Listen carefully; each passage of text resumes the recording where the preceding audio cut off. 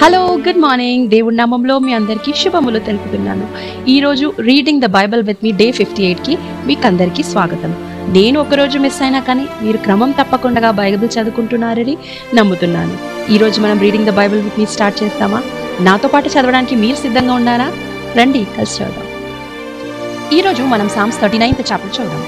నా నాలుకతో పాపము చేయకుండానట్లు నా మార్గములను జాగ్రత్తగా చూచుకొందును.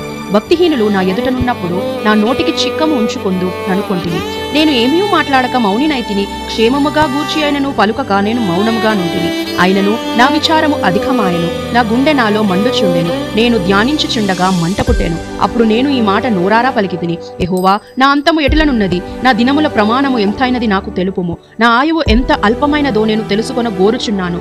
నా దినముల పరిమాణము నీవు బెత్తదండగా చేసి ఉన్నావు. నీ సన్నిధిని నా ఆయుష్కాలము లేనట్టయి ఉన్నది. ఎంత స్థిరుడైనను ప్రతివాడును కేవలము వట్టి ఊపిరి వలనే ఉన్నాడు. మనుష్యులు బట్టి నీడ వంటి వారే తిరుగులాడుదురు. వారు తొందరపడు గాలికి కదా, వారు ధనము కూర్చుకొందురు గాని అది ఎవనికి చిక్కునో వారికి తెలియదు. ప్రభువా, నేను దేని కొరకు కనిపెట్టుకొందును? నిన్నే నేను నమ్ముకొని ఉన్నాను. నా అతిక్రమములన్నిటి నుండి నన్ను విడిపింపుము. నీచులకు నన్ను నిష్పాదముగా చేయకుము.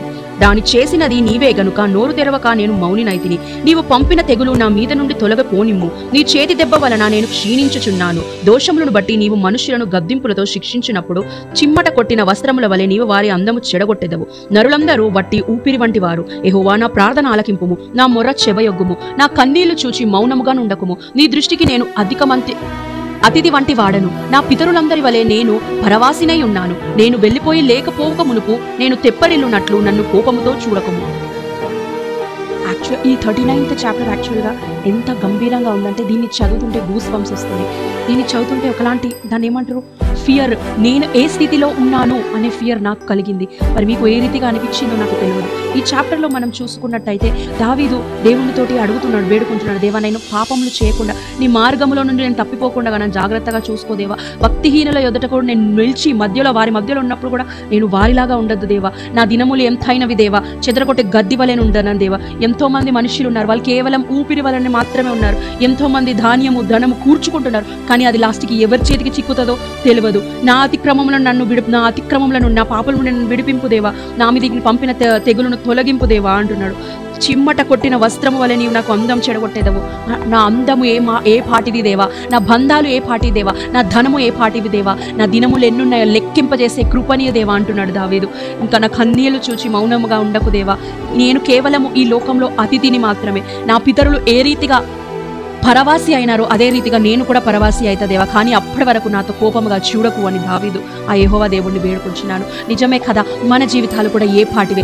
మనము ఈ దినం చూసినాము, కానీ ఎంతో మంది మనకు తెలిసిన వాళ్ళు తెలియని వాళ్ళు ఎంతో మంది చిన్న బిడ్డల సైతం ఈ దినము చూడకుండా కాల గర్భంలో కలిసిపోయి ఉన్నారు. వారికన్నా మంచి వారము నువ్వు నేనా, వారికన్నా శ్రేష్ఠులము నువ్వు నేనా?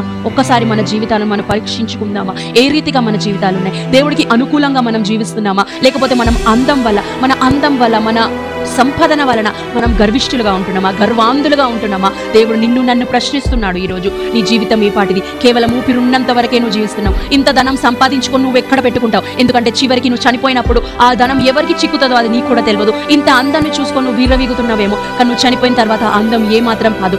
ఏది కౌంట్ చేస్తుందంటే నువ్వు ఈ లోకంలో ఉన్నప్పుడు నువ్వు ఈ లోకంకి కేవలం ఒక ఫారెనర్ మాత్రమే.